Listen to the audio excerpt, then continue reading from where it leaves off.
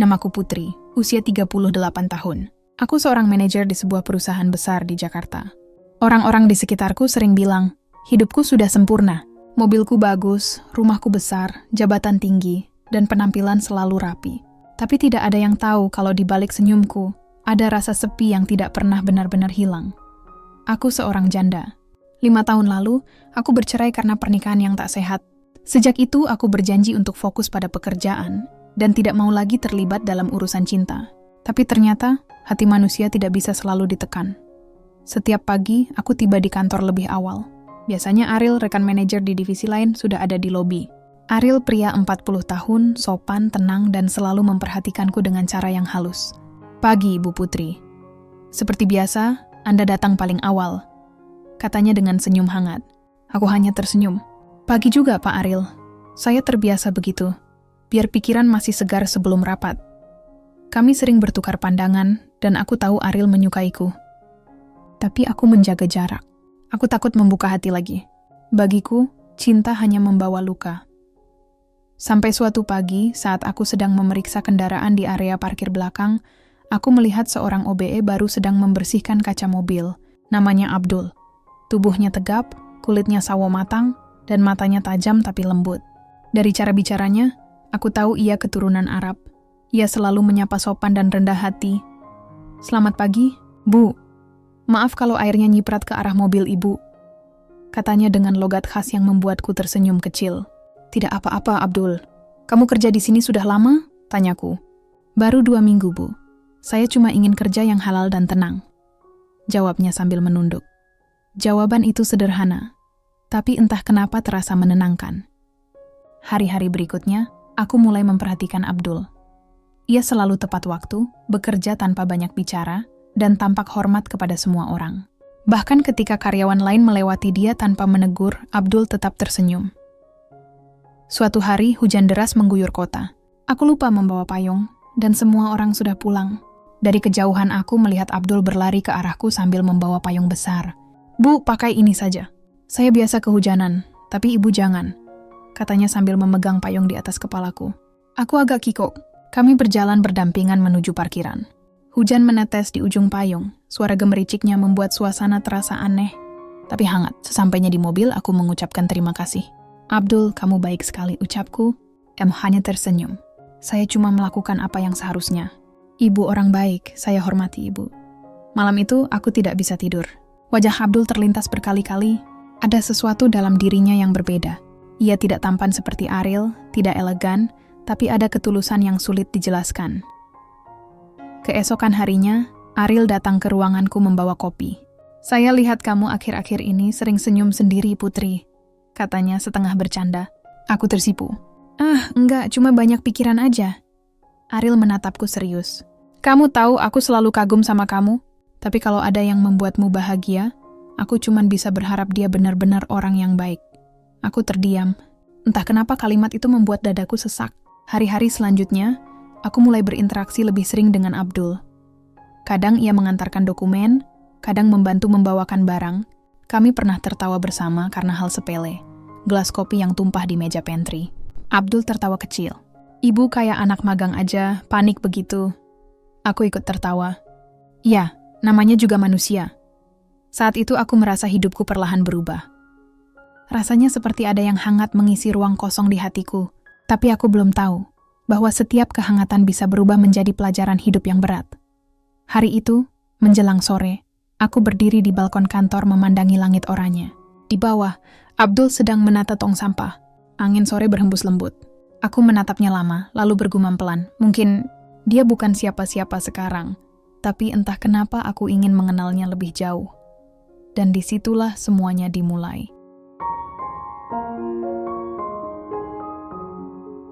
Beberapa minggu setelah kejadian hujan sore itu, aku mulai terbiasa melihat sosok Abdul di mana-mana. Ia selalu ada ketika aku membutuhkan bantuan kecil, seperti membawakan map berat atau mengganti galon air di ruang rapat. Kadang aku hanya berdiri di dekatnya sambil memperhatikan caranya bekerja. Gerakannya sederhana, tapi penuh tanggung jawab. Abdul, panggilku suatu pagi. Iya, Bu Putri, jawabnya sambil menoleh dengan senyum sopan. Kamu selalu datang paling pagi ya? Saya terbiasa begitu, Bu. Di rumah juga bangun sebelum subuh. Aku mengangguk. Jawaban itu membuatku teringat masa kecil di kampung, di mana orang tuaku juga selalu mengajarkan disiplin. Aku merasa tenang setiap kali berbicara dengannya. Hubungan kami perlahan menjadi lebih akrab. Tentu bukan hubungan istimewa, hanya sekadar dua orang yang saling menghargai. Tapi aku tahu, orang lain di kantor mulai memperhatikan. Suatu siang di ruang makan karyawan, aku mendengar bisik-bisik kecil. Itu Bu Putri kok sering banget ngobrol sama OB baru itu. Masa iya? Ibu manajer loh, apa enggak malu? Aku pura-pura tidak mendengar, tapi hatiku terasa panas. Aku tak pernah menilai orang dari jabatan. Aku hanya menghargai siapapun yang bekerja dengan sungguh-sungguh. Namun gosip tetap saja beredar.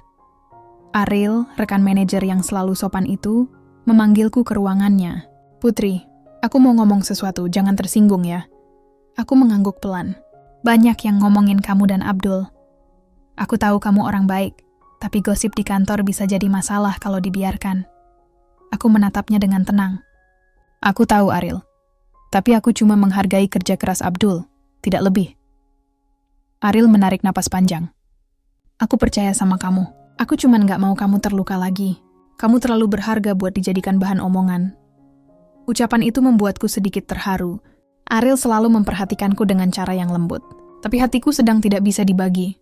Ada sesuatu pada diri Abdul yang terus menarik perhatianku, meski aku sendiri belum mengerti alasannya. Hari itu, saat pulang kerja, aku menemukan mobilku mogok di parkiran. Hujan baru saja reda. Semua karyawan sudah pulang. Aku kebingungan menelpon montir, tapi tak ada jawaban. Tiba-tiba terdengar suara dari belakang. Bu Putri, kenapa? Abdul mendekat sambil membawa kotak peralatan kecil. Mesin mobilku nggak mau nyala, jawabku agak panik. Boleh saya lihat, Bu? Tanyanya sopan, aku mengangguk. Ia membuka kap mobil dan memeriksa sebentar. Tangannya cekatan. Setelah beberapa menit, mesin menyala kembali. Aku tersenyum lega. Abdul, kamu hebat juga, bisa benerin mobil. Ia tertawa kecil. Sedikit-sedikit aja, Bu. Dulu di kampung sering bantu bengkel. Kami berdiri di bawah langit sore yang masih basah. Aku menatap wajahnya. Ia tampak sederhana tapi hangat. Terima kasih ya, Abdul. Kalau nggak ada kamu, mungkin aku masih di sini sampai malam. Sama-sama, Bu. Saya senang bisa bantu. Tiba-tiba angin bertiup kencang. Aku refleks memegangi rambutku yang terurai. Abdul berdiri agak dekat untuk menutupiku dari percikan air dari atap. Hanya sebentar, tapi jarak kami sangat dekat. Ada keheningan yang sulit dijelaskan. Aku segera mundur satu langkah. Baiklah, aku pulang dulu. Sekali lagi terima kasih. Abdul menunduk sopan. Hati-hati di jalan, Bu. Sepanjang perjalanan pulang, hatiku tidak tenang. Aku merasa bersalah sekaligus hangat. Ada sesuatu yang berubah di antara kami, meski tidak ada satu kata pun yang terucap. Malam itu aku menatap langit dari balkon rumah. Suasana hening, hanya suara hujan sisa sore yang terdengar lembut. Aku bergumam pada diri sendiri, kenapa aku merasa rindu, padahal kami bahkan bukan siapa-siapa. Beberapa hari kemudian, Abdul mulai sering membantu lebih dari biasanya. Kadang ia datang membawa kopi untukku di pagi hari, kadang hanya menyapa singkat dengan senyum yang membuat suasana hati jadi ringan. Ariel semakin jarang mengajakku makan siang, mungkin karena ia mulai menyadari perasaanku yang berubah arah. Sementara aku, semakin sulit membedakan mana rasa kagum dan mana rasa suka. Hingga suatu hari, saat jam kantor hampir usai, Abdul datang ke ruanganku membawa beberapa dokumen. Ini laporan kebersihan gedung, Bu.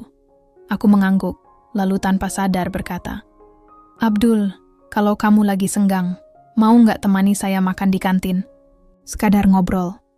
Abdul tampak terkejut tapi segera tersenyum. Kalau ibu tidak keberatan, saya senang sekali. Kami duduk berhadapan di pojok kantin. Tak ada yang istimewa, hanya obrolan sederhana tentang kampung halaman, keluarga, dan cita-cita. Tapi entah kenapa, setiap kata terasa dekat.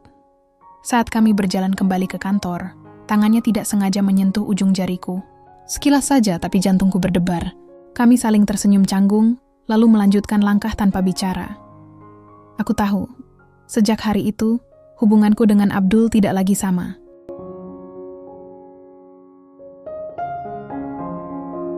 Hari-hari di kantor terasa berbeda sejak aku dan Abdul mulai sering terlihat bersama.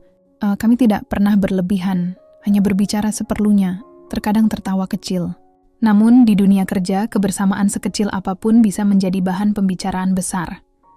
Pagi itu, Ketika aku baru tiba di ruanganku, sekretarisku, Rina, datang membawa beberapa berkas sambil menatapku dengan ragu. Bu Putri, maaf sebelumnya. Tapi saya cuma mau kasih tahu, banyak yang ngomongin ibu, katanya pelan. Aku menatapnya heran. Ngomongin apa? Yaitu, tentang ibu yang sering bersama OB Abdul. Katanya ibu terlalu dekat sama dia. Aku menarik napas panjang. Aku sudah menduganya. Terima kasih, Rina. Biar saya yang urus. Rina menunduk, lalu keluar dengan wajah khawatir. Tak lama kemudian, pintu ruanganku diketuk. Ariel masuk dengan ekspresi serius. Putri, aku sudah dengar gosip itu, katanya tanpa basa-basi. Aku menatapnya dengan tenang. Aku tahu, Ariel. Tapi aku nggak melakukan hal yang salah. Aku tahu kamu nggak salah. Ucapnya cepat. Tapi orang-orang nggak selalu berpikir seperti itu. Kamu manajer di sini, Putri. Jabatanmu tinggi. Sementara dia hanya OB. Ini bisa menimbulkan masalah serius. Nada suaranya lembut tapi tegas. Aku bisa merasakan niat baik di balik ucapannya, tapi hatiku terasa sesak. Ariel, aku cuma menghargai orang yang baik. Abdul bekerja keras. Aku tidak melihat dia dari statusnya. Jawabku datar. Ariel menatapku lama. Kalau cuma menghargai, kenapa wajahmu berubah setiap kali dia lewat? Aku terdiam. Tidak bisa menjawab. Karena dalam diamku, aku tahu Ariel benar. Beberapa hari kemudian, gosip itu sampai ke telinga direktur. Aku dipanggil ke ruangannya. Bu Putri, kata direktur dengan nada hati-hati, saya tahu Anda karyawan teladan, tapi saya juga harus menjaga nama baik perusahaan. Hubungan pribadi dengan staf bawahan bisa jadi masalah etika. Aku mencoba menjelaskan. Tidak ada hubungan pribadi, Pak. Kami hanya berteman baik. Tetapi banyak karyawan lain yang tidak melihatnya seperti itu, jawab direktur dengan nada diplomatis. Tolong jaga jarak untuk sementara, sampai suasana tenang. Aku keluar dari ruangan itu dengan langkah berat. Rasanya seperti dihukum atas sesuatu yang tidak aku lakukan. Sore itu, aku bertemu Abdul di koridor. Ia menatapku dengan wajah bingung. Bu, kenapa akhir-akhir ini ibu seperti menghindar? Tanyanya hati-hati. Aku tersenyum tipis. Tidak apa-apa, Abdul. Cuman banyak pekerjaan. Tapi saya dengar orang-orang ngomong macam-macam tentang kita.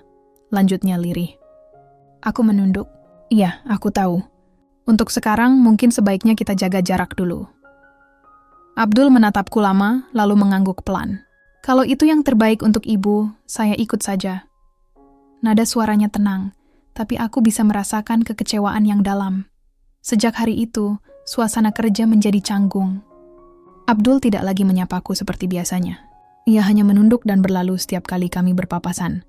Aku mencoba fokus pada pekerjaan, tapi pikiranku terus berputar ke arah yang sama. Abdul dan malam hari, aku duduk di ruang tamu rumahku yang sepi. Di meja ada segelas teh yang mulai dingin. Aku menatap keluar jendela, hujan turun lagi, seperti saat pertama kali kami berjalan di bawah payung yang sama. Aku bergumam pelan. Kenapa harus peduli dengan omongan orang, kalau hati ini sudah memilih? Keesokan harinya aku berusaha bersikap biasa, tapi hati tetap resah. Saat rapat mingguan berlangsung, aku melihat Abdul dari kaca jendela luar sedang membersihkan ruangan sebelah. Entah kenapa, mataku tak bisa berhenti memperhatikannya. Setelah rapat selesai, aku berjalan ke pantry. Tanpa sengaja kami bertemu di sana. Hanya ada kami berdua. Ibu mau kopi? Tanya Abdul sopan. Aku mengangguk. Boleh, kalau kamu sempat. Ia menuangkan kopi dengan tenang, lalu memberikannya padaku. Abdul, kataku pelan, kamu marah sama aku? Ia menggeleng. Enggak, Bu, cuman saya bingung. Dulu Ibu ramah, sekarang seperti jauh. Saya pikir saya salah. Aku menatapnya lembut. Kamu enggak salah. Aku hanya harus berhati-hati. Abdul menunduk. Kalau saya boleh jujur, saya tidak peduli apa kata orang. Yang penting niat saya baik ke Ibu. Aku tidak bisa menahan senyum. Terima kasih, Abdul. Ia mengangguk, lalu berkata pelan. Saya akan tetap kerja seperti biasa. Tapi kalau Ibu butuh bantuan, saya selalu ada. Saat ia pergi, aku menatap cangkir kopi di tanganku. Hati ini semakin tidak tenang. Aku tahu, rasa ini sudah mulai tumbuh menjadi sesuatu yang lebih dari sekadar kagum. Tapi di saat yang sama, semua orang di sekelilingku justru mulai menjauh. Malam itu aku menulis di buku catatanku. Mungkin inilah awalnya. Nah, bukan cinta yang indah seperti dicerita, tapi cinta yang harus kupertahankan di tengah tatapan orang. Aku menutup buku itu, menarik napas panjang, dan berkata pada diri sendiri, kalau memang ini ujian, Aku siap menjalaninya, namun aku belum tahu ujian itu baru saja dimulai.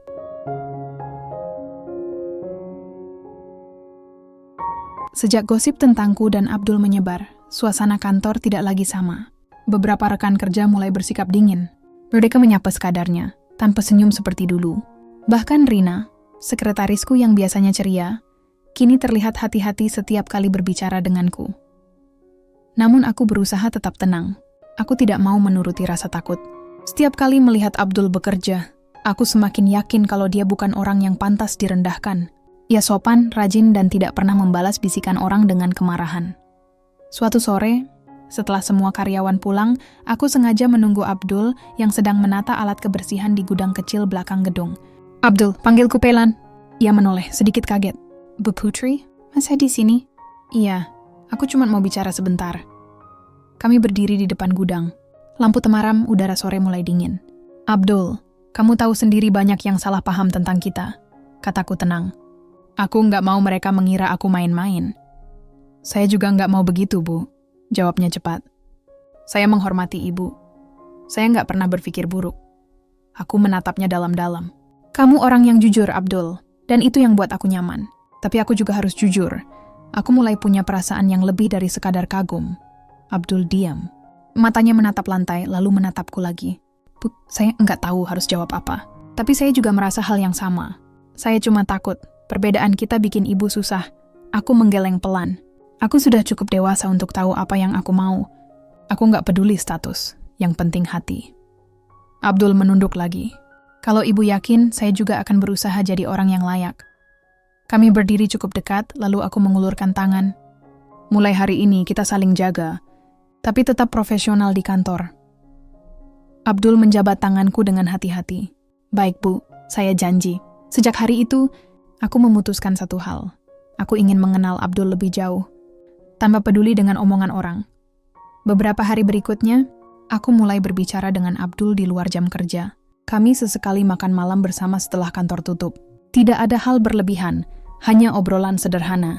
Tentang keluarganya di kampung, tentang ibunya yang sudah tua, dan tinggal di rumah kecil di Bogor. "Kalau ada waktu, saya pengen pulang jenguk Ibu," katanya suatu malam. "Harus, Abdul. Orang tua itu nggak minta apa-apa, cuma ingin anaknya datang," jawabku. Ia tersenyum. Ibu benar. Perbincangan itu membuatku merasa lebih dekat dengannya. Ia sederhana, tapi caranya berbicara selalu membuatku tenang. Namun, kedekatan kami ternyata membuat situasi di kantor semakin tegang. Beberapa atasan mulai menatap sinis. Bahkan ada yang sengaja menyindir di depan umum. "Wah, kalau semua OBE bisa dekat sama manajer, enak juga ya," kata salah satu supervisor sambil tertawa kecil. Aku menahan diri agar tidak menanggapi, tapi di dalam hati, aku marah dan sedih. Mengapa orang begitu mudah menilai tanpa tahu kebenaran? Hari itu aku pulang lebih cepat. Di parkiran Abdul datang menghampiri dengan wajah cemas. "Bu, Ibu kelihatan sedih. Ada yang ganggu di kantor?" Aku tersenyum pahit. "Cuma lelah aja. Orang-orang ngomong seolah aku nggak punya perasaan." Abdul menatapku serius. "Kalau Ibu lelah, biar saya yang kuat." Kata-kata itu sederhana, tapi cukup membuat mataku terasa hangat. Untuk pertama kalinya setelah lama, aku merasa ada seseorang yang ingin melindungiku. Bukan karena status atau jabatan, tapi karena tulus. Malam itu aku duduk di kamar, menulis di buku kecilku. Aku sudah memilih jalan ini. Mungkin berat, tapi aku ingin melihat sampai sejauh mana ketulusan bisa bertahan. Hari-hari berlalu, aku dan Abdul semakin dekat. Ia sesekali menjemputku di depan rumah, tapi selalu berhati-hati agar tidak terlihat banyak orang. Kami bicara sambil berjalan kaki di taman dekat kompleks rumahku. Suatu sore, kami duduk di bangku taman. Angin berhembus pelan. "Abdul, kalau suatu hari kita benar-benar serius, kamu siap?" tanyaku. Ia menatap lurus ke depan. "Saya nggak punya apa-apa, Bu. Tapi kalau yang Ibu mau adalah ketulusan, saya bisa kasih itu seumur hidup." Aku tersenyum, lalu berkata pelan, "Aku tidak butuh harta. Aku cuma ingin disayangi dengan benar." Kami saling berpandangan. Ada keheningan panjang tapi terasa hangat. Saat tanganku tergerak sedikit, Abdul menyentuhnya perlahan, sekadar memastikan aku tidak menolak. Aku tidak menarik tanganku. Kami hanya diam, menikmati kebersamaan tanpa perlu banyak kata. Beberapa hari setelah itu, aku merasa lebih kuat. Aku tahu apa yang kuinginkan, dan aku siap menghadapinya. Namun, di balik ketenangan itu, aku tidak tahu bahwa keputusan ini akan membawa banyak ujian baru. Karena tidak semua orang bisa menerima pilihan hati yang berbeda dari kebiasaan mereka. Dan ujian itu segera datang.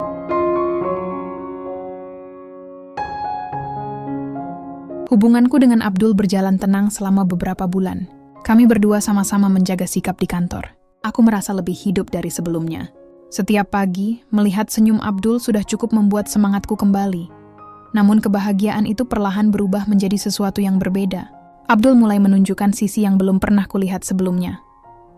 Suatu sore, saat aku sedang rapat dengan Ariel dan beberapa staf, Abdul datang membawa air minum. Ia tampak biasa saja. Tapi saat melihat Ariel duduk di sebelahku, raut wajahnya berubah. Pandangannya dingin. Setelah rapat selesai, ia menghampiriku di luar ruangan. "Bu," katanya pelan tapi tegas. "Kenapa ibu masih sering bersama Pak Ariel?" Aku kaget. Abdul, itu rapat kerja. Aku manajer dan Ariel juga manajer. Itu wajar. Ia menatapku dengan wajah kaku. Saya tahu, tapi orang lain bisa salah paham. Saya cuma nggak mau ada yang berpikir macam-macam. Nada suaranya terdengar berbeda. Dulu lembut, kini agak keras. Aku mencoba menenangkan suasana. Abdul, jangan berpikir negatif. Aku kerja di sini, aku harus profesional. Ia terdiam, lalu menunduk. "Maaf Bu, saya cuma takut kehilangan." Aku menatapnya lama. Perkataan itu membuat hatiku hangat sekaligus khawatir. Abdul memang tulus, tapi sepertinya mulai terlalu protektif. Hari-hari berikutnya, sikapnya semakin berubah. Ia sering menanyakan dengan siapa aku rapat, kemana aku pergi setelah kerja, bahkan pernah menunggu di parkiran tanpa memberitahu sebelumnya. Suatu malam, aku baru selesai makan bersama beberapa rekan kantor. Saat keluar dari restoran, aku kaget melihat Abdul berdiri di depan pintu. "Abdul, kamu ngapain di sini?" Tanyaku heran. "Saya cuma mau pastikan ibu pulang dengan aman," jawabnya datar. "Tapi aku nggak bilang mau keluar malam ini," balasku pelan. Abdul menatapku serius.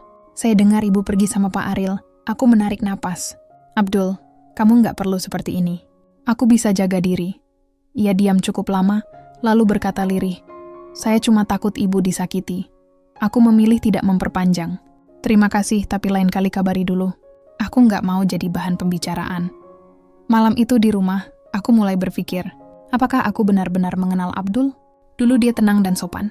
Sekarang ia seperti mudah tersulut emosi setiap kali ada hal yang tidak disukainya. Beberapa hari kemudian, aku mendapat kabar mengejutkan. Salah satu staf HR datang ke ruanganku. "Bu, kami ingin bicara sebentar tentang Abdul," katanya hati-hati. "Ada apa?" tanyaku. Abdul terlibat adu argumen dengan staf keamanan. Katanya, dia melarang satpam ngobrol dengan ibu di parkiran kemarin sore. Aku kaget. "Apa?" "Iya, Bu. Katanya dia marah karena merasa satpam itu terlalu akrab dengan ibu." Aku menutup wajah dengan tangan. "Terima kasih sudah kasih tahu. Saya yang akan bicara dengan Abdul sore itu." Aku memanggil Abdul ke ruanganku. "Abdul, aku dengar kamu ribut dengan satpam?" Ia menunduk. "Saya cuma gak suka cara dia ngomong ke ibu."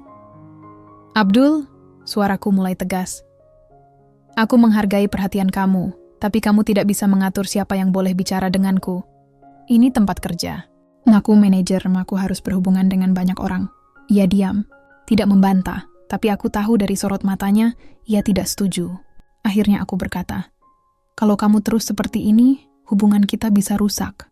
Ia mengangguk pelan. "Maaf Bu, saya janji nggak akan begitu lagi." Beberapa hari berikutnya, Abdul memang lebih tenang, tapi aku bisa merasakan jarak di antara kami mulai tumbuh. Saat aku menatapnya, ia jarang membalas senyum seperti dulu. Kadang aku melihatnya duduk sendiri di pojok halaman kantor setelah jam kerja, seperti sedang berpikir keras. Aku mencoba bertahan. Aku percaya cinta bisa menenangkan. Tapi semakin lama, aku mulai merasa seperti berjalan di atas tanah yang retak. Suatu sore, Ariel datang ke ruanganku. "Putri, aku nggak mau ikut campur. Tapi aku perhatiin kamu nggak seceria dulu." Aku tersenyum kecil. Namanya juga hidup, kadang tenang, kadang rumit. "Kalau kamu butuh teman cerita, aku siap kapan saja," katanya lembut. Aku mengangguk. "Terima kasih, Ariel." Namun tanpa aku sadari, Abdul melihat percakapan itu dari kejauhan. Wajahnya kaku, tanpa ekspresi. Ia berbalik dan pergi begitu saja. Malamnya, aku menerima pesan singkat darinya. "Saya minta maaf kalau selama ini berlebihan. Tapi saya nggak bisa pura-pura tenang kalau melihat ibu dengan orang lain. Aku menatap layar ponsel lama. Hatiku campur aduk. Aku tahu Abdul mencintaiku. Tapi aku juga tahu cinta yang sehat bukan tentang mengatur dan menuntut. Aku menulis di buku catatanku sebelum tidur. Cinta yang dulu membuatku tenang, kini mulai membuatku takut. Tapi aku belum sanggup melepaskannya. Aku menutup buku itu, memejamkan mata, dan berharap semuanya hanya sementara. Tapi di dalam hati kecilku aku tahu, ini bukan akhir dari masalah. Ini baru permulaan dari luka yang sebenarnya.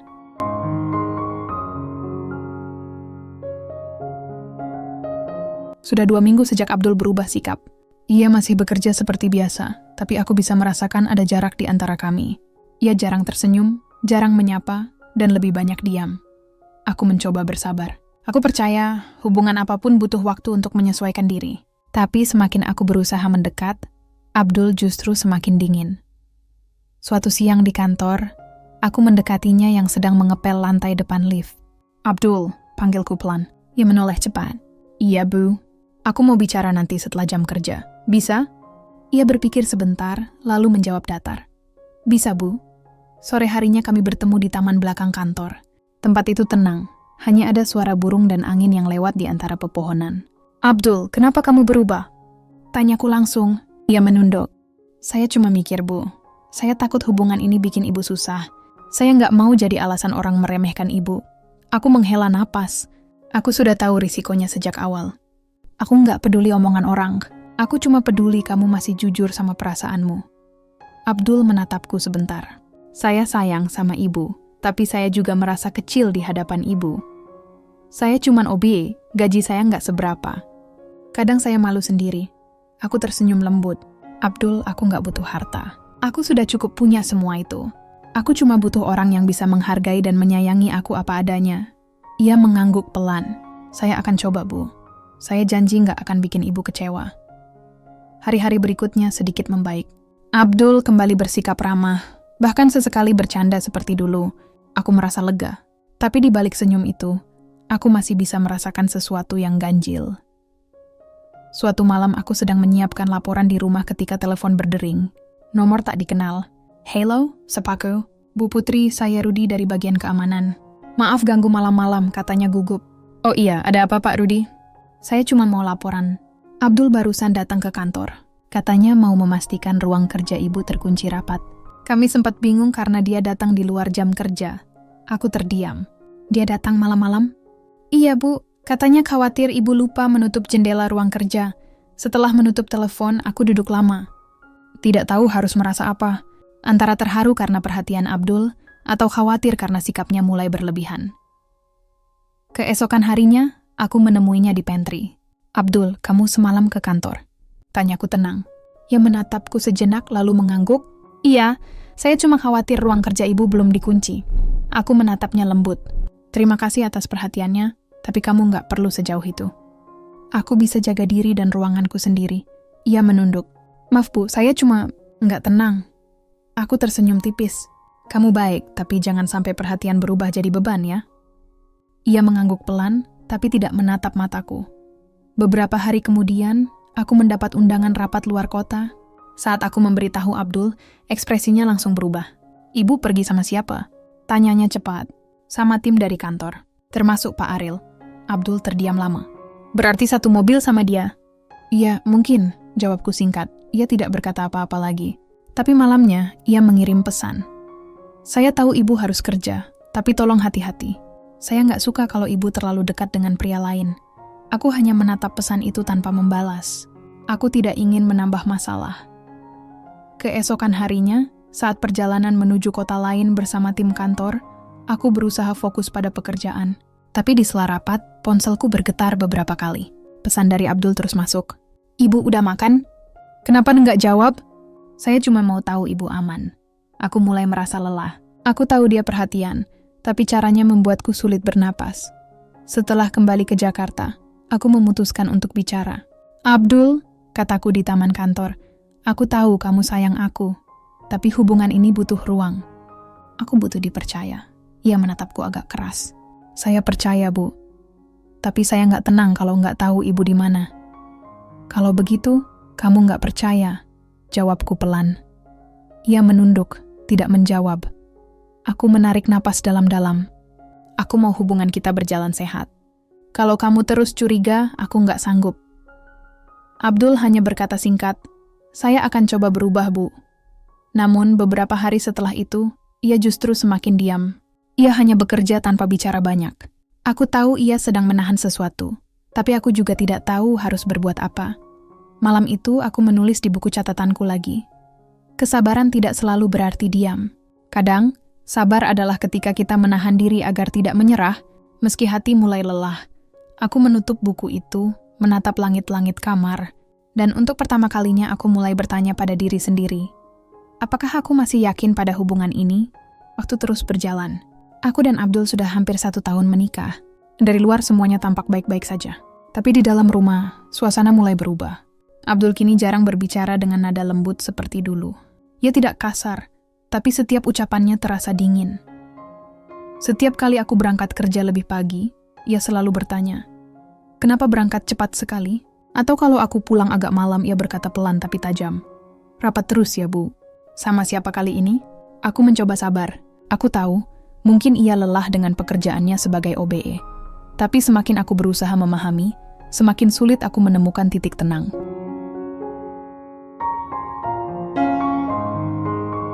Suatu malam, kami duduk di ruang makan. Aku memasak sup ayam kesukaannya. "Abdul, kamu kelihatan capek. Mau aku pijat bahumu?" Tanyaku lembut. Ia menatapku sebentar, lalu berkata datar, "Nggak usah. Saya bisa sendiri." Aku diam. Hanya menatap mangkuk sup yang mulai dingin. Dulu ia selalu memuji setiap kali aku memasak. Sekarang, bahkan senyum pun jarang. Beberapa hari kemudian, aku menghadiri rapat bersama direksi dan Ariel.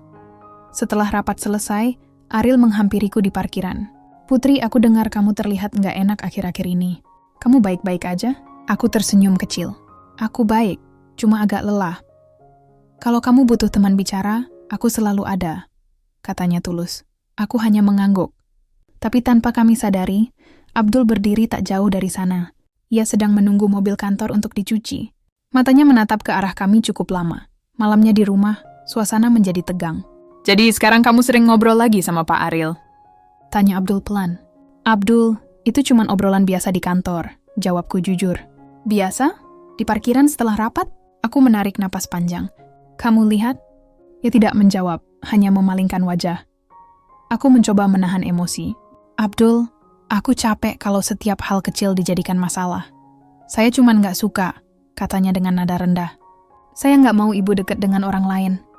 Aku menatapnya lama. "Aku bukan milik siapapun, Abdul. Aku istrimu, tapi aku juga punya kehidupan dan tanggung jawab di kantor." Ia menunduk, diam cukup lama. Lalu berkata lirih, "Mungkin saya memang nggak pantas buat ibu." Aku terdiam.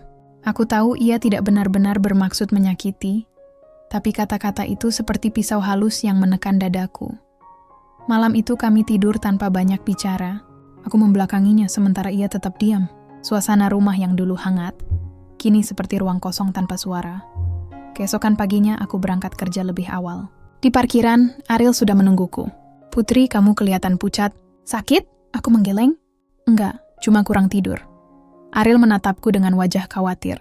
"Aku tahu kamu kuat, tapi jangan dipendam semua sendiri." Aku tersenyum lemah. "Terima kasih, Ariel." Saat itulah, tanpa aku sadari, seseorang memotret kami dari jauh. Foto itu menyebar cepat di kantor.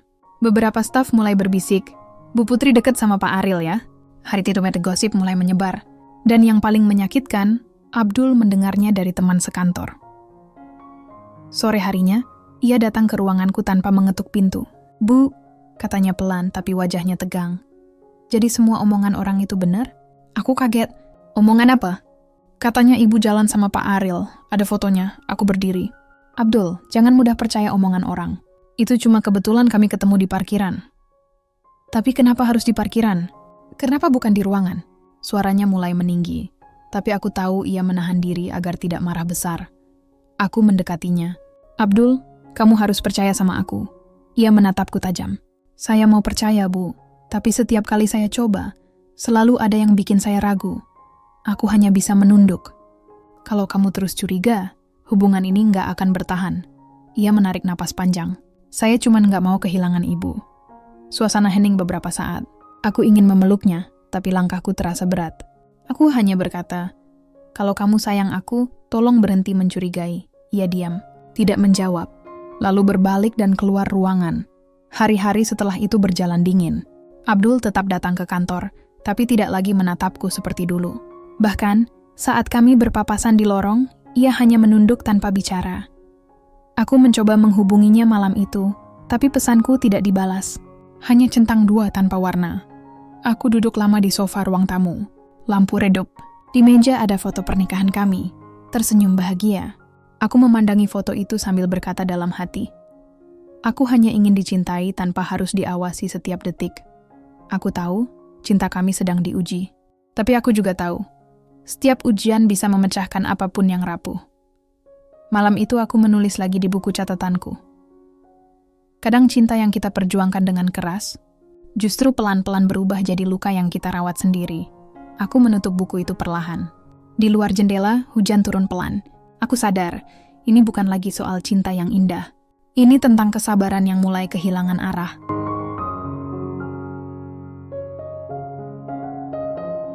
Sudah hampir 2 minggu aku dan Abdul jarang bicara.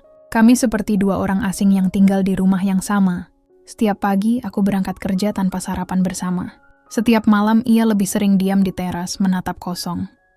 Aku mencoba menunggu, berharap ia akan bicara duluan. Tapi semakin aku menunggu, semakin hening semuanya. Suatu malam, aku memberanikan diri mendekatinya di teras. "Abdul," panggilku lembut. Ia menoleh pelan. "Iya, Bu. Kita bisa bicara?" "Bisa," jawabnya singkat, tanpa menatapku. Aku duduk di sebelahnya. Aku tahu akhir-akhir ini hubungan kita nggak baik. Aku nggak mau terus begini. Ia menatap ke depan. "Saya juga nggak mau, Bu. Tapi saya nggak tahu harus mulai dari mana." Aku menarik napas panjang. "Mulailah dengan percaya. Aku bukan musuh kamu, Abdul. Aku istri kamu." Ia diam beberapa detik lalu berkata, "Saya bukan nggak percaya, Bu. Saya cuma takut." "Takut apa?" Tanyaku pelan. "Takut ibu ninggalin saya. Takut saya nggak bisa bahagiain ibu. Takut semua orang benar kalau bilang saya nggak selevel sama ibu." Aku menatapnya lama. "Abdul, aku nggak menikah karena status. Aku menikah karena hati. Tapi kalau kamu terus merasa rendah, kamu sendiri yang bikin jarak di antara kita." Ia menunduk. "Mungkin ibu benar. Malam itu kami tidak bicara lagi." Aku masuk ke kamar dengan perasaan kosong. Aku sadar, cinta kami sedang berada di ujung keputusan. Keesokan harinya, di kantor, Aril menghampiriku. "Putri, boleh aku bicara sebentar?" Aku mengangguk. "Kami bicara di ruang istirahat." "Aku tahu ini mungkin terlalu pribadi," katanya hati-hati. "Tapi aku lihat kamu makin kurus. Kamu kelihatan gak bahagia." Aku mencoba tersenyum. "Aril, aku cuma butuh waktu untuk membereskan semuanya." Aril menatapku serius. "Kalau hubungan itu bikin kamu kehilangan diri sendiri, mungkin kamu perlu pikirkan ulang." Aku terdiam. Kata-katanya menancap di kepalaku sepanjang hari. Sore harinya, saat pulang ke rumah, aku mendapati Abdul sedang duduk sambil menatap ponselnya. "Abdul, aku mau ngomong." Ia menatapku datar. "Tentang apa?" "Hubungan kita." Ia meletakkan ponselnya, bersandar di kursi. "Saya dengar ibu tadi makan siang bareng Pak Aril." Aku menghela napas. "Abdul, jangan mulai lagi. Itu cuman urusan kantor." Ia bangkit. "Ibu tahu kenapa saya begini? Karena setiap kali saya coba percaya, selalu ada hal yang bikin saya ragu." Aku menatapnya. "Ragu itu datang karena kamu terlalu fokus sama ketakutan sendiri." Ia terdiam, lalu berkata pelan, "Kalau begitu, mungkin saya harus pergi sebentar." Aku kaget. "Maksud kamu?" "Saya mau menenangkan diri. Mungkin kalau saya jauh, saya bisa berpikir jernih." Hatiku campur aduk. Antara sedih, marah, dan lega. "Kalau itu yang kamu butuh, silakan," kataku akhirnya. Abdul mengemasi beberapa pakaian dan pergi malam itu juga. Rumah terasa sangat sepi setelah pintu tertutup. Aku duduk di kursi ruang tamu sambil menatap jendela. Beberapa hari berikutnya, aku mencoba menata diri. Aku kembali fokus pada pekerjaan, berusaha tersenyum di depan semua orang. Tapi di dalam hati, ada ruang kosong yang tak bisa kuisi. Aril sering datang menanyakan kabar. "Kamu udah makan? Kamu kuat ya?" Ia tidak pernah menyinggung Abdul, tapi perhatiannya membuatku merasa tenang. Suatu sore, aku pulang ke rumah dan mendapati surat di bawah pintu. Surat dari Abdul. Tulisan tangannya sederhana. Bu Putri, maaf kalau saya sudah banyak bikin ibu kecewa. Saya pergi bukan karena benci. Saya cuma nggak mau terus melukai. Saya akan cari cara buat jadi lebih baik. Kalau nanti ibu masih mau, saya akan kembali. Aku membaca surat itu berulang kali. Air mataku menetes tanpa sadar. Aku tidak tahu apakah aku masih ingin dia kembali, tapi aku tahu aku butuh waktu untuk memaafkan. Malam itu, aku duduk sendirian di balkon, memandangi langit gelap. Aku berkata pelan pada diri sendiri. Aku mencintai Abdul, tapi aku juga harus mencintai diriku sendiri. Untuk pertama kalinya, aku tidak menangis karena kehilangan. Aku hanya diam, mencoba menerima. Aku tahu perjalanan ini belum berakhir, tapi aku juga tahu, aku mulai belajar berdiri tanpa bergantung pada siapapun. Sudah 1 bulan Abdul pergi dari rumah. Tidak ada kabar, tidak ada pesan. Awalnya aku marah, lalu kecewa. Tapi lama-lama aku hanya merasa hampa. Setiap kali membuka pintu rumah, aku masih terbiasa menoleh ke arah kursi tempatnya biasa duduk. Kosong. Hanya udara dingin yang menjawab. Aku tetap bekerja seperti biasa. Di kantor, semua berjalan normal, tapi hatiku tidak pernah benar-benar tenang. Kadang aku berharap Abdul datang ke kantor, sekadar menyapa seperti dulu, tapi itu tidak pernah terjadi. Suatu hari, saat aku sedang menutup laporan di komputer, Ariel datang ke ruanganku. "Putri," katanya lembut, "aku tahu ini bukan urusanku, tapi kamu masih mikirin dia ya?" Aku menatapnya sejenak.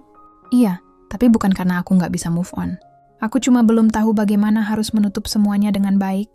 Ariel mengangguk. "Kamu orang yang tulus, Putri.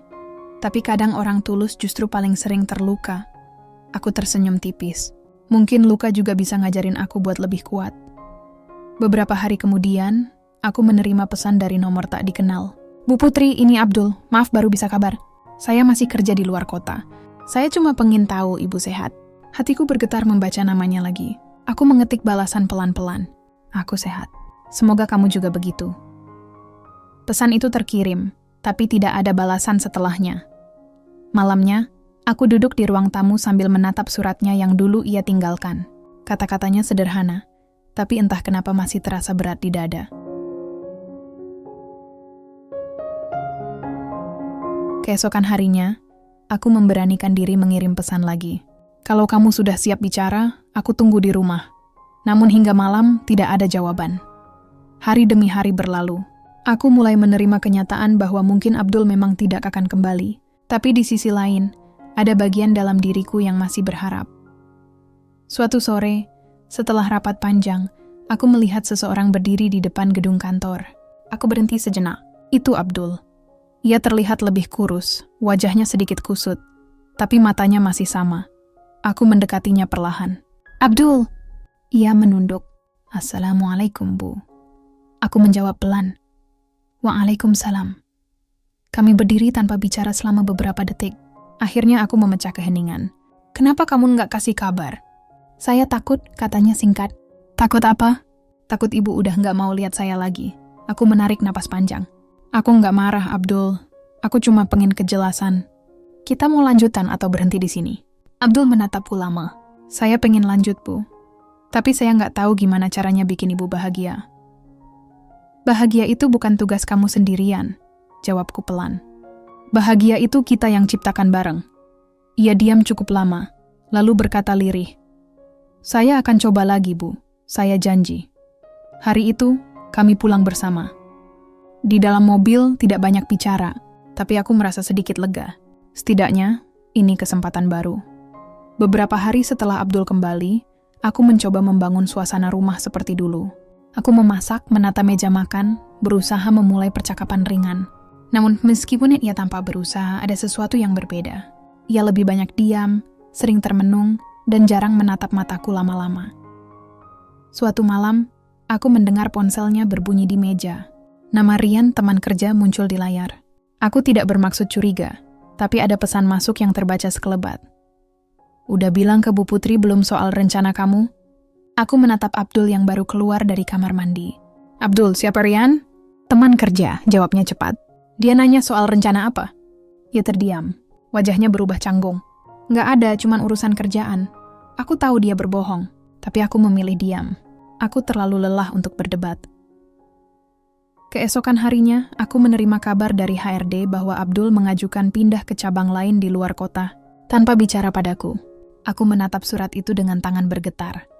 Sore harinya, saat Abdul pulang, aku menunggunya di ruang tamu. "Kamu mau pindah kerja?" tanya aku langsung. Ia terdiam lalu duduk di depanku. "Iya, Bu, saya butuh suasana baru." Tanpa bilang ke aku, "Saya takut ibu nggak setuju." Aku menatapnya dengan mata panas. "Abdul, aku udah berusaha mempertahankan semua ini. Tapi kalau kamu masih nggak bisa terbuka, buat apa kita lanjut?" Ia menunduk dalam. Tidak ada kata keluar. Aku melanjutkan dengan suara bergetar. "Aku capek jadi satu-satunya yang berjuang." Malam itu kami tidak bicara lagi. Rumah terasa lebih dingin dari sebelumnya.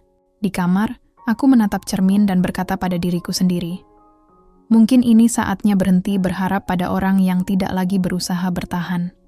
Air mataku jatuh pelan. Aku tahu keputusan besar sudah di depan mata. Aku hanya tinggal memilih, tetap bertahan dengan luka, atau pergi untuk menemukan tenang. Dan untuk pertama kalinya, aku mulai merasa siap untuk memilih diriku sendiri.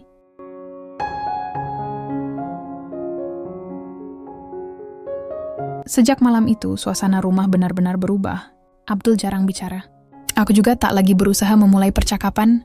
Kami hidup dalam satu atap, tapi rasanya seperti dua orang asing yang hanya kebetulan tinggal di tempat yang sama. Aku masih mengingat jelas kata-katanya malam itu. Saya butuh suasana baru.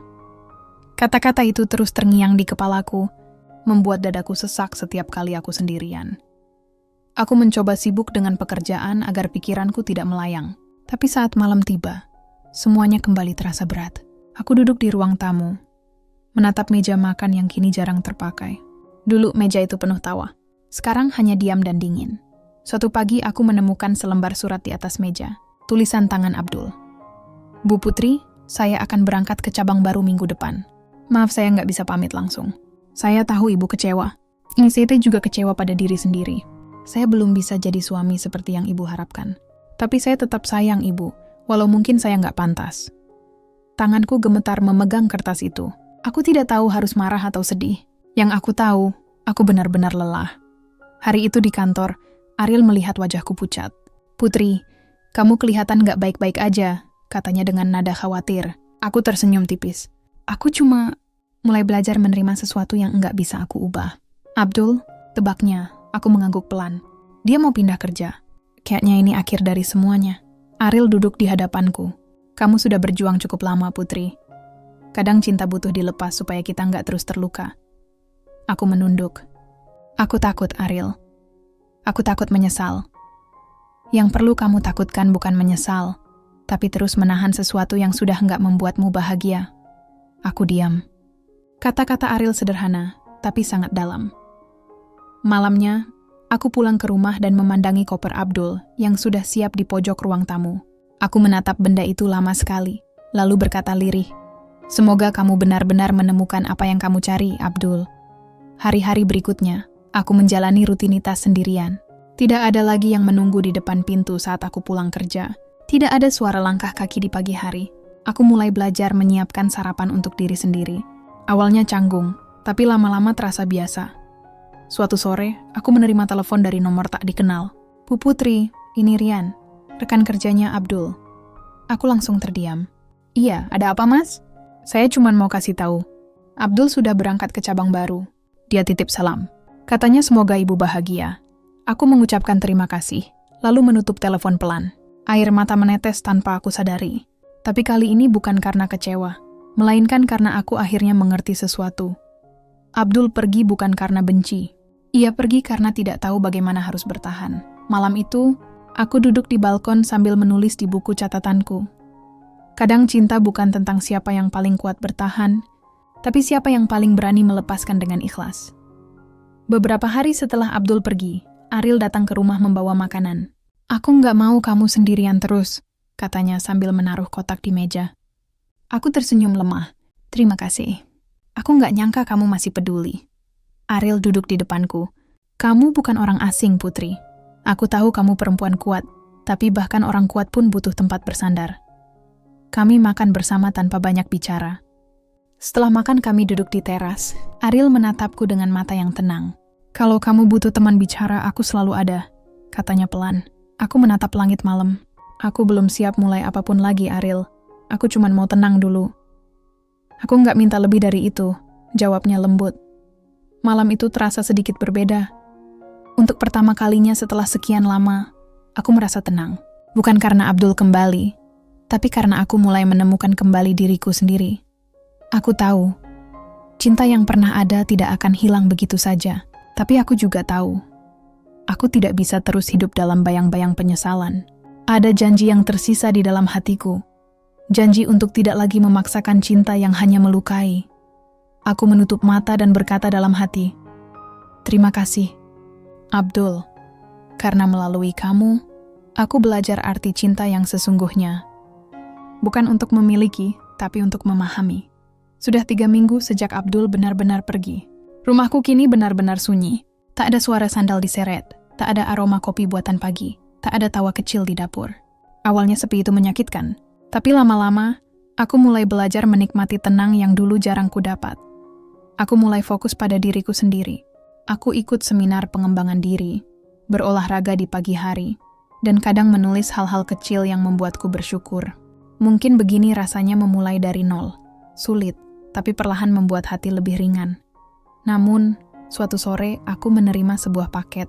Di atasnya tertulis, "Untuk Bu Putri," dari Abdul. Tanganku bergetar saat membukanya. Di dalamnya ada sebuah buku doa, selendang biru yang dulu pernah ia belikan, dan sepucuk surat. "Bu, saya minta maaf untuk semua yang saya lakukan. Saya sadar, selama ini saya banyak menyakiti Ibu tanpa sadar. Tapi Ibu tetap sabar, tetap baik. Saya sekarang sedang mencoba memperbaiki diri. Saya nggak tahu apakah kita bisa bersama lagi. Tapi kalau tidak, saya cuma ingin Ibu tahu. Saya bersyukur pernah jadi bagian dari hidup Ibu." Aku membaca surat itu berulang kali. Air mata menetes pelan. Bukan karena sedih, tapi karena aku merasa akhirnya bisa melepaskan semua beban. Malam itu aku menatap selendang biru di tanganku, lalu menulis di buku catatan pribadiku. Memaafkan bukan berarti menerima kembali, tapi memberi diri kesempatan untuk tenang tanpa dendam. Keesokan harinya, aku memutuskan untuk berbicara jujur pada Ariel. Kami bertemu di kafe dekat kantor, tempat kami dulu sering makan siang. "Ariel," kataku pelan, "aku pengen kamu tahu sesuatu." Abdul kirim surat. Ariel menatapku hati-hati. Dia minta maaf. Aku mengangguk. Iya, dan aku sudah memaafkan dia. Tapi bukan untuk kembali. Aku cuma ingin menutup bab itu sepenuhnya. Ariel mengangguk dengan ekspresi lega. "Aku bangga kamu bisa sampai di titik ini, Putri." Aku tersenyum kecil. Aku juga. Aku pikir aku nggak akan sanggup. Kami diam beberapa saat sambil menikmati kopi. Lalu Ariel berkata dengan suara tenang, "Putri, aku tahu waktunya mungkin belum sekarang, tapi kalau nanti kamu siap membuka hati lagi, aku pengen kamu tahu, aku masih di sini." Aku menatapnya dengan mata hangat. "Ariel, kamu orang baik. Aku nggak janji apa-apa, tapi aku nggak akan menutup diri untuk bahagia lagi." Ia tersenyum. Itu saja sudah cukup. Hari-hari berikutnya terasa berbeda. Aku kembali bekerja dengan semangat baru. Karyawan melihatku lebih ceria, lebih tenang. Beberapa bahkan bilang, "Bu Putri sekarang auranya positif banget." Aku hanya tersenyum. Mereka tidak tahu betapa panjang perjalanan yang kulalui untuk bisa tersenyum tanpa pura-pura. Suatu pagi, saat aku sedang bersiap berangkat kerja, aku menerima pesan dari Abdul. "Bu, terima kasih sudah memaafkan saya. Saya doakan Ibu selalu bahagia." Aku menatap layar ponsel itu lama, lalu membalas singkat. "Terima kasih, Abdul. Saya juga doakan kamu selalu dalam kebaikan." Setelah pesan itu terkirim, aku menaruh ponsel di meja, menatap bayangan wajahku di cermin, dan berkata pada diri sendiri, akhirnya selesai. Kini waktunya aku hidup untuk diriku sendiri. Hari itu terasa ringan. Di kantor aku memimpin rapat besar dan berhasil menutup kontrak penting. Ariel memberi tepuk tangan kecil dari ujung meja rapat. Setelah semua selesai, ia mendekat dan berkata, "Lihat, kamu lebih kuat dari yang kamu kira." Aku tersenyum. Mungkin dulu aku terlalu sibuk menyelamatkan orang lain sampai lupa menyelamatkan diri sendiri. Kami berjalan keluar bersama.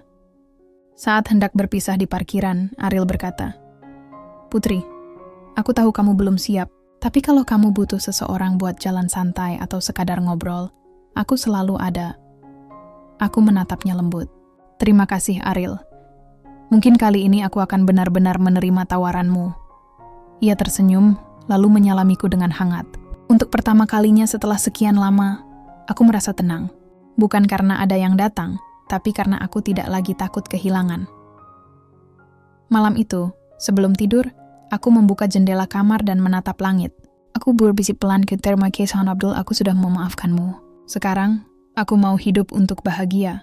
Bulan tampak terang, angin berembus lembut, dan di dalam hati, aku tahu, inilah akhir dari luka panjang yang pernah kupeluk begitu lama.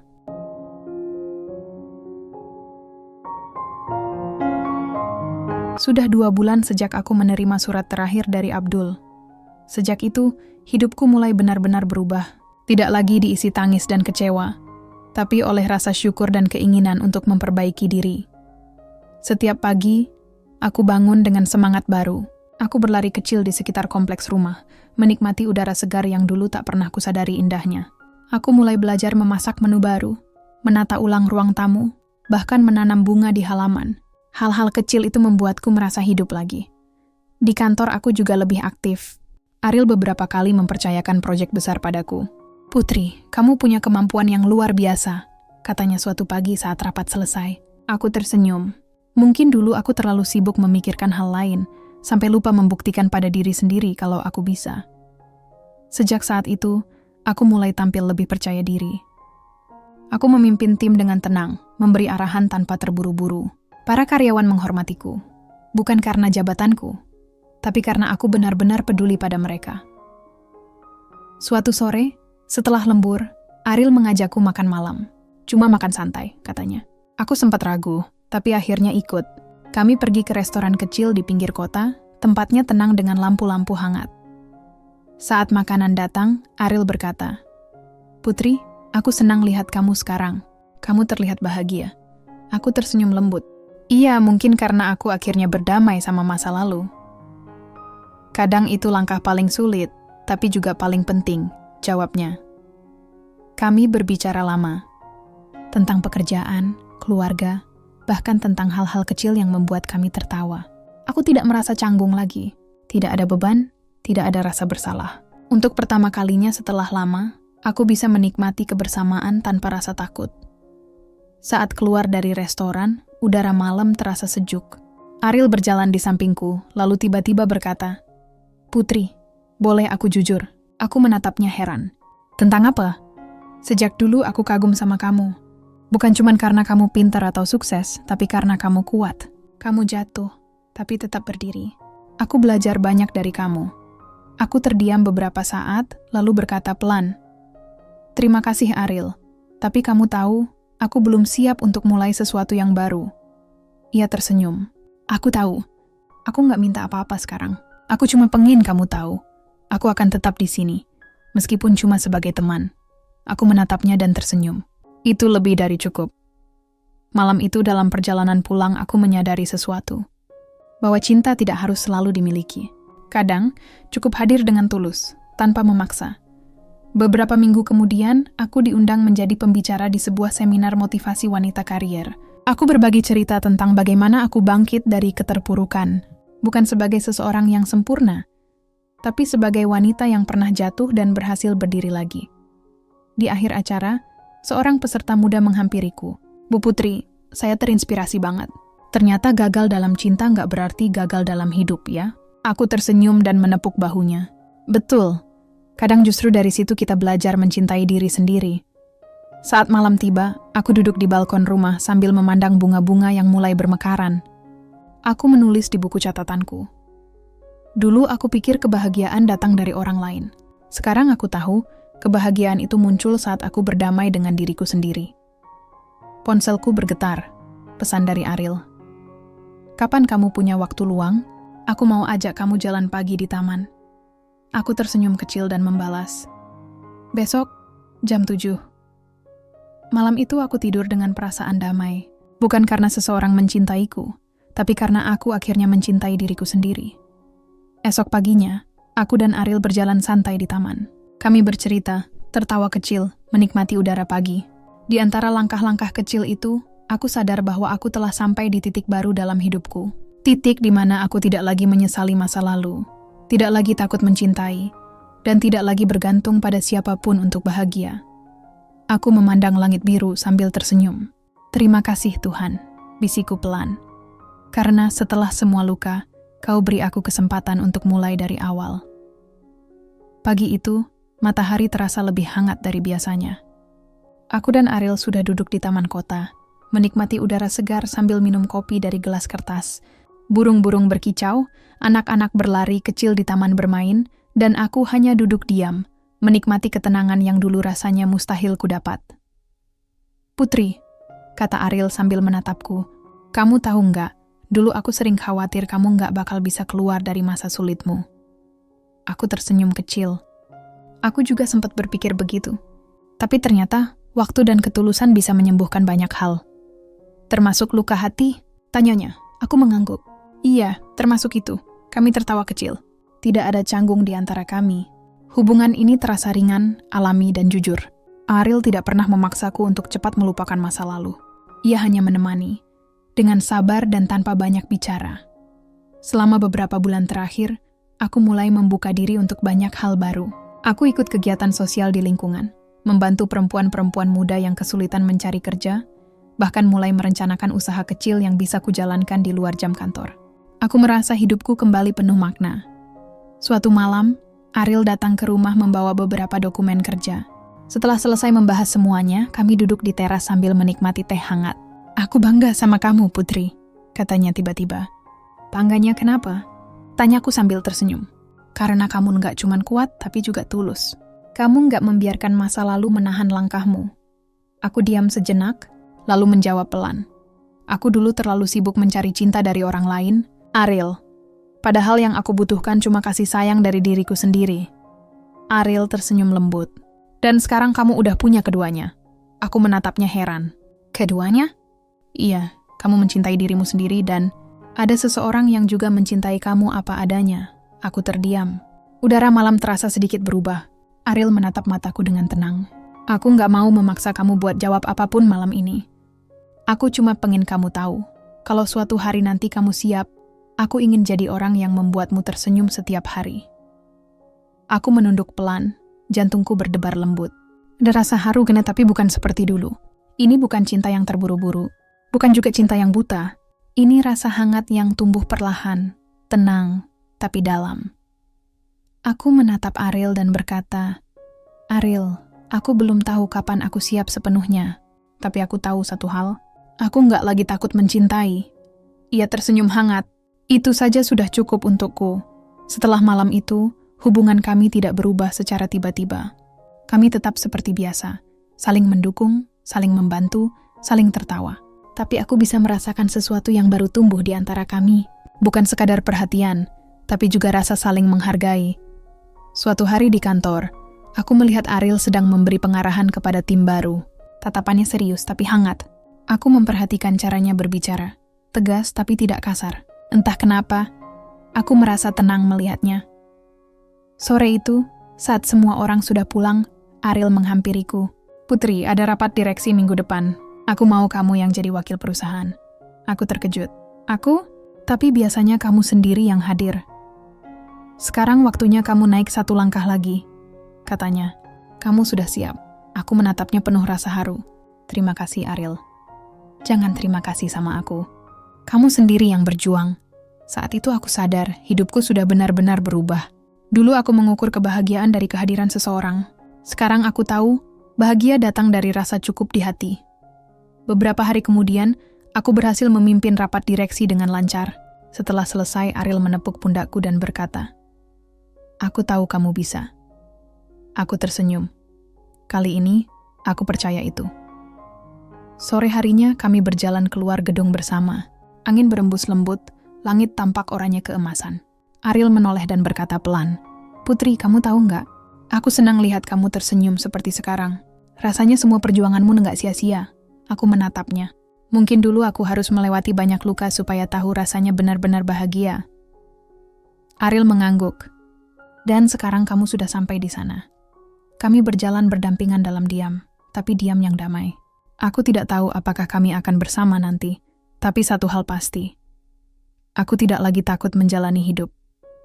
Malamnya, sebelum tidur, aku menulis di buku catatanku. Aku akhirnya menemukan bahagia. Bukan dari seseorang, tapi dari hati yang sudah selesai dengan masa lalu dan siap menyambut masa depan. Aku menutup buku itu sambil tersenyum, Mungkin inilah yang disebut kebahagiaan sejati, sederhana, tenang, dan penuh rasa syukur.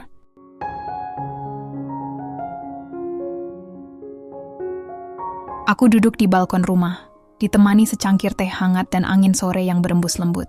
Taman kecil di depan rumahku kini penuh bunga yang bermekaran.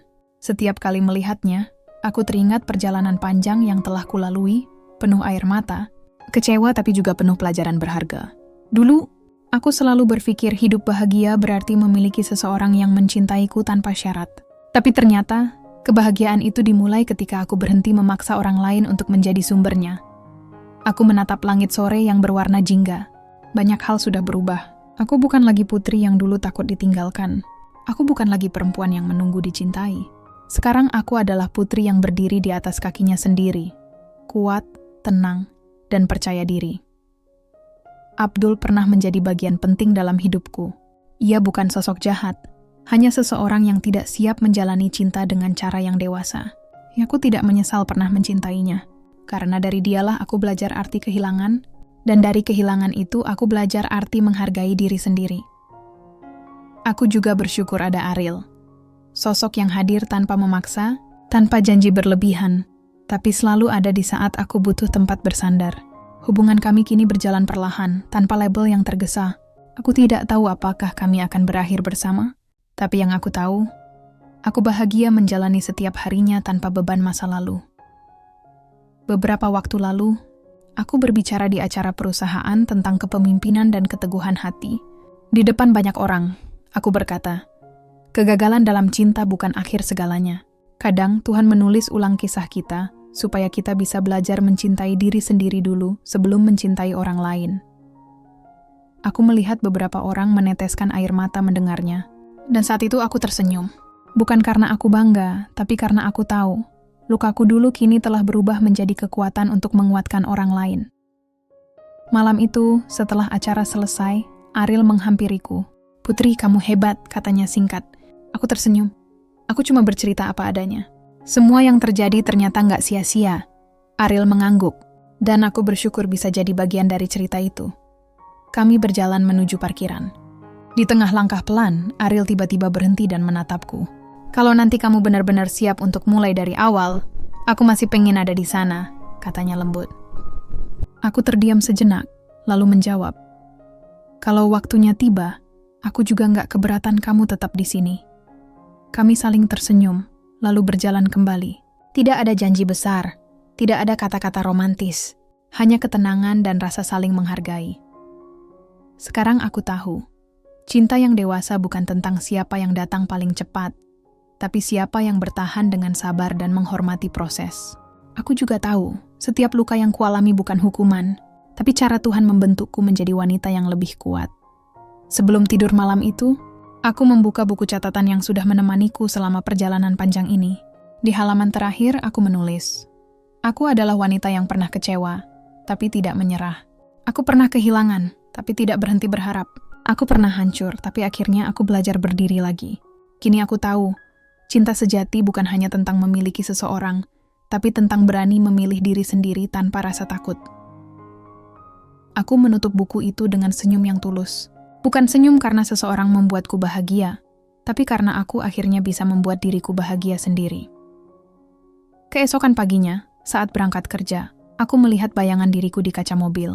Aku tersenyum dan berkata pelan, "Hai Putri, kamu sudah sampai sejauh ini.